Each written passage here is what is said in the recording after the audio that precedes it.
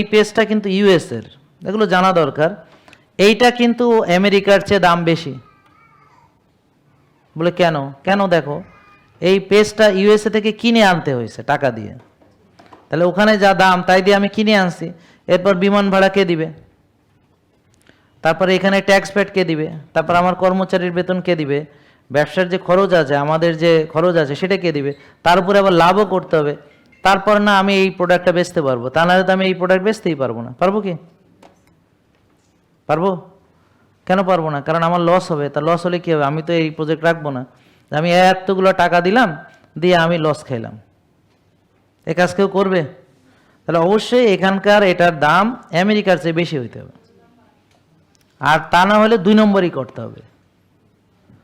তা নাহলে কী করতে হবে? 2 নম্বরই করতে হবে, যে এরকম পেস্ট বালকে নিয়ে আইসা এই একটা পেস্ট দিয়ে 5টা বানাইতে হবে, এর মধ্যে মিক্সিং ঢুকাইতে হবে। কি বুঝেন নাই কথা?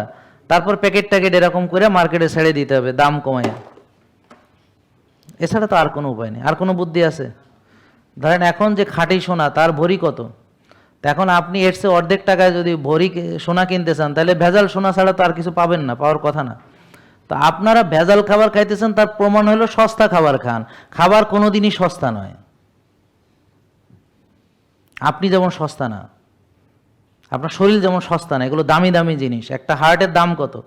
টাকা দিয়ে মিলাইতে পারবেন? আপনার হার্ট কি কাউরে বিক্রি করবেন? কিডনি হয়তো একটা বিক্রি করতে পারেন, হার্ট তো কেউ বেচবে না।